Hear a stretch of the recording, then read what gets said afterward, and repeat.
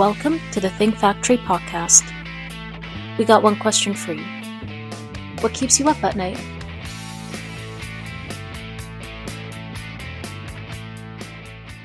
Well, welcome to the Think Factory podcast, powered by OGC Solutions. I'm your host, Mark DiGizu.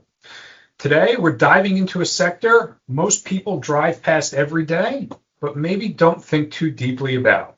Talking about convenience store operations. We've got a special guest today. His name is Tom Bandy. Tom is the founder and CEO of BandyWorks. BandyWorks is a company that helps convenience store operators improve performance by turning data into clear, actionable, store-level insights, driving growth. Tom, welcome to the show. It's nice to be here. Great to have you. So, Tom, let's start at the beginning. How did you get into C-stores? Yeah, it's good to have a brother-in-law that's really friendly. He was sitting at a bar with his best friend who happened to be married to a regional manager at Sheetz, and they were talking about a problem at the pumps. And my brother-in-law said, "Oh, you got to call my brother-in-law, and he can fix anything with computers." And so we got invited. She was a pretty big wheel there at Sheetz. And we came in and we did all this presentation, and every single thing that we did was exactly the opposite of what they wanted done. Different technologies, everything. But they said, you came all the way up here. We do have one thing for you. Go try this, and there's a free download. Try it if you want to get our business. We like to give somebody a chance, and I don't want to upset my regional manager. So we came back 2 weeks later, or a month later, I can't remember now. And everything in the presentation failed, and they said, "We'll call you in a couple of weeks." I said, "Oh, well," licked my wounds, figured nothing ventured, nothing gained. They called me a week early, said, "Hey, I don't want to waste your time." I said, "Oh, yeah, I know. We bombed it." And he said, "Oh, yeah, you bombed it. You bombed it. But you bombed it so fast and so well that we want to hire you and pay you for a job. And if that one goes well, we'll bring you onto the team." And sure enough, we worked there for a while on a really big team. And then, everybody found out we were working at Sheetz on their dashboards and stuff. And not that anything came out of Sheetz that we used, but except knowledge and know-how and focus points. So just showing up, somebody gave us a chance. They like to work with small vendors, and we worked hard and earned our way in, and someone gave us a chance, and now we're considered one of the best at what we do in our little niche. That's a great story. I love that story because I'm sure you're familiar with a mantra or saying particularly popular in Silicon Valley, but it seems to apply in this situation, which is to fail fast, right? Fail fast, learn, move forward. So from that experience, I would imagine that was formative, right? Not only did it get you into this space, but what were some of the major learnings that you took away from that experience, and how has that kind of shaped the way BandyWorks has evolved over time? I think the major learning was that the same thing I had been doing for the previous 20 years of my career, about taking data and figuring out what was the most important thing and putting it in a very succinct, one-page format. When I was at DuPont, we were doing Kevlar.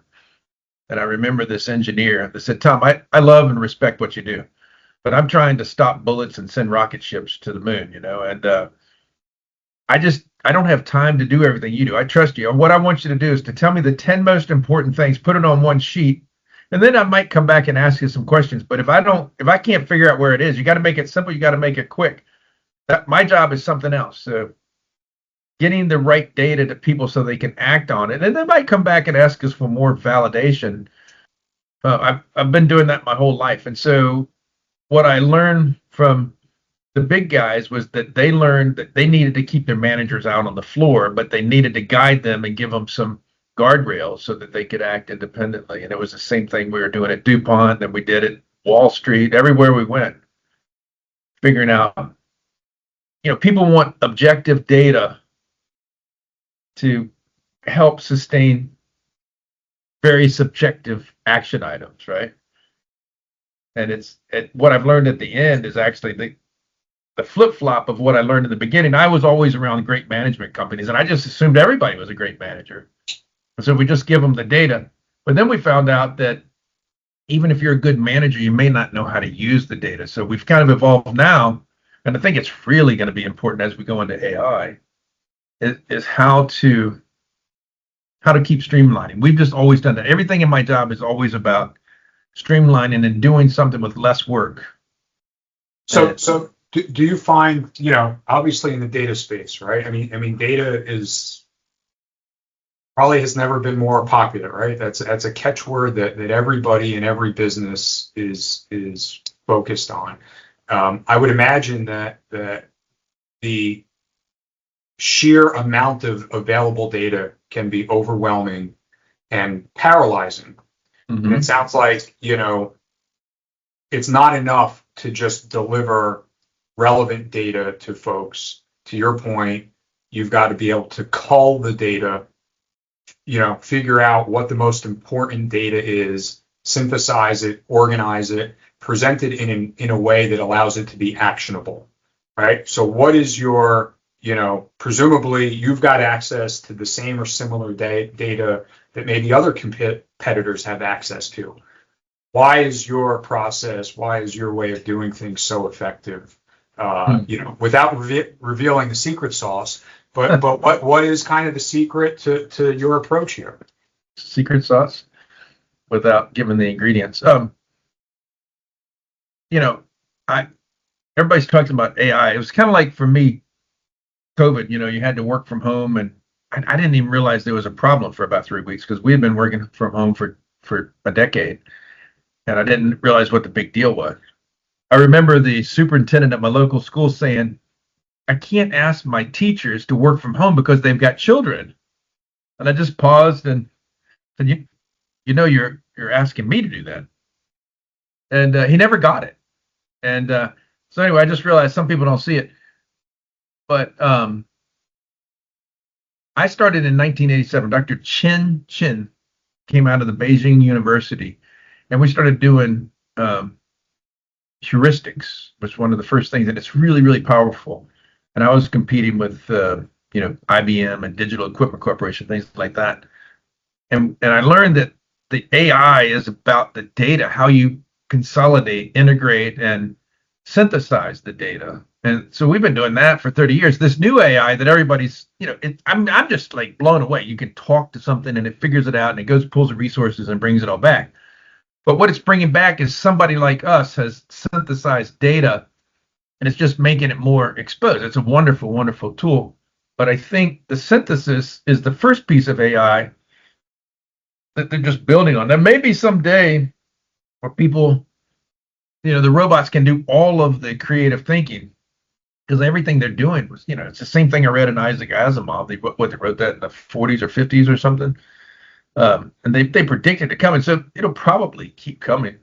But I think it's, from my perspective, our secret sauce is that synthesis and knowing the right amount, the right trends, the right comparisons that makes it impactful. And so I'm sure someone's going to automate that as well. We did. Sure. We won't be the only ones. Now, why don't you just, I don't want to take for granted that listeners can kind of follow along and understand exactly how you're presenting this data to your customers. Do you have a dashboard? Is there a reporting cadence, right? So how are we turning this data that you are producing to your customers into some sort of actionable steps that they're taking? What are the mechanics of this? Well, my first tool that was pretty popular had a score on it. So I was a database tuner, and I could, people wanted me to guarantee that it was going to work. So I said, all right, well, if you load this piece of software on it, send it back to me, I'll give you a guarantee. You don't have to pay me if it doesn't work.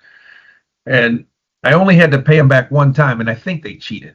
And I think they actually used it and said it didn't work. But so once you know what you're doing, there's a series of parameters that you bring in, and we put a score on it, right? And so, you take your blood pressure when you get old, and it's got a red, yellow, and green. And it's pretty obvious, if it's in the yellow, you're probably going to have to, if it doesn't come down, it's going to go up. It's not going to come down. And so you're going to have to take blood pressure medicine. And they put it in this little device on the cuff. And so it's a scoring system, number one. Am I good or bad? And then how do you break that down into the pieces that allow you to more easily see where to look? It's a scoring system. It's an insight system. So it might be a trend, it might be a score, it might be a comparison. In retail, how am I doing on the same day, at the same season, at the same store, the same holiday with the same weather. So, in the convenience business, if you're lazy, you'll say, "Oh, it was raining yesterday," and so that's the reason. And it's probably true that that's a negative impact on a convenience store sales, but it's not very helpful. I mean, what if everybody has rainy days and they don't run out of money because they have too much rain? Sure. So you've got the scoring system. If we carried, you started down a bit of a medical metaphor with the blood pressure cuff. If we kind of continue that metaphor, right? The scoring system is you're kind of revealing the symptoms, so to speak. Okay, but you have to be able to understand what's responsible for, as you put it, the red, yellow, green score. So how does your the work that you do allow your clients to kind of diagnose why they're getting a red score or why they're getting yellow score, what's maybe responsible or contributing to those scores, and then secondarily, how does your work help them to improve those scores? Because presumably, right, they're not interested in just getting a snapshot of the business. They want to understand how they can continue to grow and improve the business. And I know you're very instrumental in that. So how does that work? Well, if you don't mind, I'll just ask you a couple questions. What's your favorite convenience store? Oh, what's your neighborhood convenience store? Maybe Quick Check. And how far is that from your house? Probably maybe 2 miles, mile and a half. And when you walk into the store, what happens? What happens? Usually I know where the coffee is located, but sometimes I have to pause and find exactly where the coffee is and make my way over there. So he's exactly right. So if someone comes through the door, it's 2 miles away. It's a very localized business, or it's a very traveling business, right? Yep. And it's like sometimes you're a morning store because you're on the right side going into town, and you're an evening store on the other side coming back home. But there's a few variables and things like that. But the best stores are 7 days a week and all the seasons of the day, or all the day parts, we call it, right? So you can get a Coke, Cokes and smokes, gas, coffee, food, just about anywhere now. Even the dive have some sort of food that has some value. It's quick, it's cheap, it's fast, it's hot, whatever it is. So how do you distinguish yourself? So a lot of people lock things in on the side of the street, on the convenience. It's a lot of location built into it, but that's not the only thing, right? So why do people want to come in? I tell my operators, there's very few places you can go. I mean, not even a church can you go and feel good when you walk out consistently, right? But in a convenience store, if you don't feel good when you walk out of that convenience store, you will drive to a different place. There's just no doubt about it, right? And so people are typically going to greet you. You can't spend but so much time. People will wait a little bit, especially the youngers, for the food that they want, although they're solving that with the apps. So, I mean, the scoring system are my sales going up or down? Is it inside sales? Is it fuel? How much labor am I using? What type of loyalty am I using? Because the stores are getting bigger and bigger and bigger. So there's going to be some losers here. We don't have that much. So how are you going to keep your slice of the pie? And so there's loyalty, there's cost, there's margin, there's convenience, and how are you going to make yourself unique? Because we do believe eventually, you can have different arguments. We do believe eventually that the fuel that used to drive, and the smokes that used to drive, and the sodas that used to drive are going to change to different things. So are you keeping up with the different changes of people's purchasing, and are you building a place that they enjoy to go back? Because you can't live on gas alone. Or if you do, you're probably not going to be around in the future. Things are getting bigger, and there's more food, and there's more convenience. All right. You know what? I think that's a really insightful comment, particularly, if the name of the game is convenience, what's become more convenient than the variety of apps that will deliver all of those items, aside from fuel, right, directly to your doorstep. You could go to Uber Eats or It's already 11 or 12% incremental sales from that, and it's just very, very early days. And they don't even think it's taking away from their existing sales. They're not cannibalizing its growth. Okay. All right. Interesting. So what you're seeing in terms of trends is that the emergence of that other industry, whatever it's called, right? Home delivery of convenience store goods. Or just goods. Just goods. Yeah, just goods. Yeah, fair enough. I mean, they're getting competition now from the others. They couldn't do the convenience before, right? So right. It cuts both ways. Yeah, that's fair. So how now, you talked about fuel, smokes, and cokes. Okay, 3 big broad categories. I'm gonna guess that the ratio between those 3, right, might be a little bit different today than it was when you started in this space. Is that an accurate assumption? And the reason why I asked that is, I mean, there's been like I don't know if the ratio of coke, smokes, of those 3, I think is, well, okay, maybe they're dividing up the. If you do, it depends on if you're doing quantity or dollars. So cigarette sticks, they call them, are going down. Cigarette sales is actually, even it hasn't declined as fast as they expected because they just keep raising the prices, and they're converting them to other healthier, other non-lethal choices, and so healthier choices. So it's kind of about traffic now. So it is converting. I'm talking around in a circle, so sorry. The 3 you picked, if you added food in, then I would have said, yeah, the ratio is definitely changing. That's where a huge piece. And if you talk about the type of food, I was at a food show 3 months ago, and was that drug Ozempic, that everybody's taking? Yeah, the GLP-1.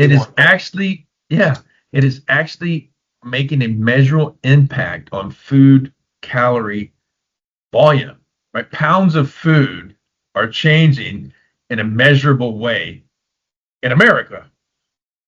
And you're seeing that at the store level, that the volume of food sales has declined in direct relation to the weight. Depends on what you mean by volume. So okay. One definition of volume is weight. Sure. The units and the value is growing really fast. All right, help me understand that, because what I'm understanding is the quantity, right? People on the GLP-1s are consuming less food, they're buying less food, okay? But that's not resulted in a revenue decline for the healthier food's a lot more expensive. Okay. Right. So have we put grams of protein on everything now, right? That's true. So have C stores changed the kind of complexion of the food offerings over time? Definitely. Okay. And it has We've got customers in Texas that have an open grill. You get the best taco in the city at this gas station, like gas station food. This ain't your daddy's gas station food. You're right. In fact, I'm in New Jersey, and there's a gas station that is supposedly famous for I think they have fried chicken. I mean, the idea of going in and getting hot food at a gas station would have been anathema to probably just about everybody not too long ago. So what you're saying is true. How has your kind of product, responded to those changes? Because I'm sure that wasn't the case when you started doing this. The product's fairly easy, because some of it's just categories. But the new modules, I don't think of it so much of as a product as a service. And so that's what we're seeing. It kind of gets blended together. So it used to be you were a SaaS company or you were a consulting company. Now we're just, we're managed services. So some is our service, the workshops and the leadership development that we do, or the training we do, or the rollout for a loyalty marketing program, or all the integrations. We have a platform that has 4 pillars to it.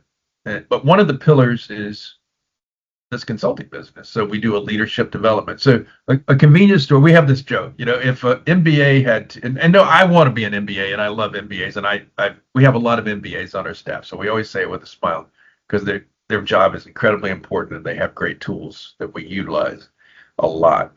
But if we put an MBA into a C store, they'd have to have 6 assistants, because there's just too many things going on, right? So the people, the typical profile, and there's a lot of different profiles. I can't box it, but I usually get smiles and nods from people that hire C-store managers, is they were the popular kid in school, right? They didn't do the best in math, they didn't do the best in English, they didn't do the best in science, but they always were, the popular people, and they had good common sense, and they were, they knew how to deal with people.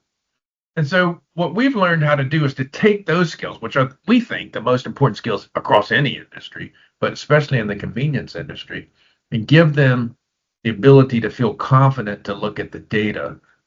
Because if we can't make the data understandable, then we don't understand the data, and we're no good at our job. And so that's one pillar. And then we'll help them with rolling out a marketing plan.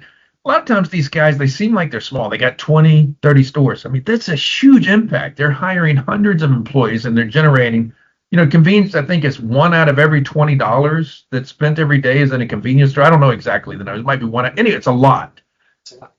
So they're driving a lot of business. And so we've got the pillar of helping them, fractional marketing or fractional strategy or leadership development. We can be their IT team. We can be their HR team, or we can, sometimes we just help them with a special project that's, it's a huge burden to kick it out. So you don't want to pull your staff out of operation. So you get some extra help to keep it going. So that's one of the pillars. There's a huge CPG, tobacco, and Pepsi and Hershey. They're trying to drive the traffic. So, everybody's doing incentives. Well, these guys' margins, they seem like they're great, but they're so expensive to run these small, very convenient stores that they have to have high margins. And so running specials, these BOGOs and things, is expensive. So the vendors want to get in there. So a lot of the products only sell well in a convenience store. So we help them manage that process. There's a huge loss component, whether that's too much labor or just taking money out of the cash register. It doesn't really matter, right? Or waste, cooking too much food that's not eating. So there's a control aspect to it. And then finally, the main one is the growth. So you start with a scorecard. What products are selling? How do you get the right staff at the right time to run the store? So it's we've had this in other industries for a long time. And so we've put the science behind how to do that, but we haven't lost the touch. Because at the end of the day, if you're not getting that smile and that friendly greeting and service, there's just too many places you can go. Sure. That's great. What do you find to be the most rewarding part of what you do? It's sort of easy. It's sort of hard. I don't want anyone to think badly of this. I'm excited by this story. We do, at the end of each year when we're doing our workshops, we've been working and doing certifications with people for seasons, if not for years. And so at the end of the year, we're kind of winding down and we're prepping for next year. So we go through this assessment phase. How did we do?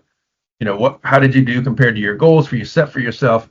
And last year in December, 3 different managers raised their hand and said, my biggest accomplishment is I bought my home. One of them said, I was living in a car with my son 9 months ago. And my son is so proud of me. We had a terrible situation and I couldn't make it happen. I got this job. I kept getting promoted, and now I make enough money. I own a home, and my son is living in a home. That's incredible. So, yeah, and most of the people that are running these multi-million, $100 million businesses were 16, and they started as a cashier, and they just kept getting promoted through the ranks. A lot of them didn't ever go to college or anything like that. That's really a lot of them are super smart, intelligent, intellectual people that did get educated, but a lot of them are just, business savvy, common sense, they call it. That's incredible. And it's got to be a real thrill for you to be as close as you are to what they're doing and feel like you contributed to that, because I'm sure that without the work that you do, they may have been successful, probably not as successful, maybe not as successful as quickly, right? So what you're doing,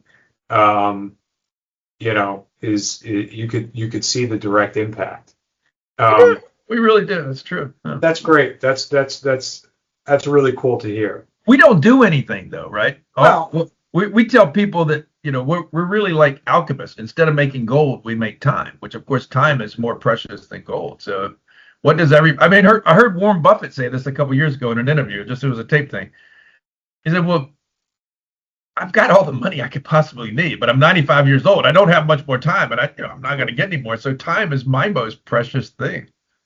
That's That's what we give people. We give people time. That's great.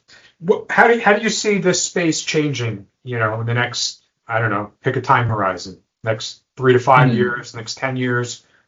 If you had a crystal ball, what would you see in it? Consistent smiles. That part will stay the same, but it will be delivering more complex offerings with greater technology and greater convenience. I think you'll see, like you've seen in maybe grocery stores already, that convenience will be the place where all of this comes together. How are we going to live with robots or artificial intelligence or whatever that is? I think you're going to see it come about in these places. So it means sophistication, it means intelligence, it means some tracking. I mean, we track. I mean, my wife gets so upset about tracking, but we give it away on purpose because we like the convenience of having somebody know what we want. We don't have to go through all these zillion choices, right? We like some guidance and some recommendations. There's going to be more of that, good for good or bad. Is there anything that you're particularly focused on? Maybe it's even a little bit concerning that you're, challenges that you can anticipate that you're trying to solve for before they kind of present themselves.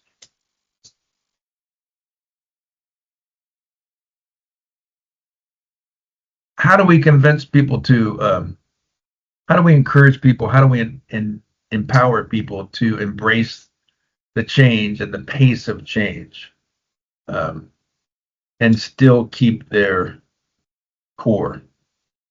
I'm really old. I'm in the process of changing my my role at the company, and I'm more energized than ever. And it's so much fun to get rid of all the jobs that I hated and give it to the young, smart guys and watch them make it even better. And then I get to go back and just spend time on the strategy and the people. And so how do we keep our humanity as we robotize and AI ourselves forward? I mean, I've been doing AI for so long, I just thought it was a normal part, and I wasn't afraid of it before. Now what I'm afraid of is I don't ever want people to think that we can stop thinking. I mean, for me, that's what entrepreneurship is about. It allows the thinking to be tested in the real world to find out if it works or not. That's what I love about entrepreneurship. You might have the greatest idea in the world, but if you don't convert customers, I mean, somebody else might with your great idea. But to me, that's how you decide.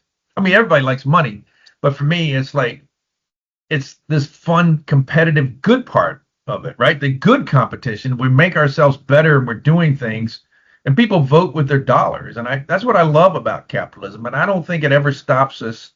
I'm just such a dreamer about it. You can be crazy socialistic and do all those things. I think capitalism is the way to do it. And so how do we make the most of that as we're evolving? I remember my dad talking about stuff in the 60s.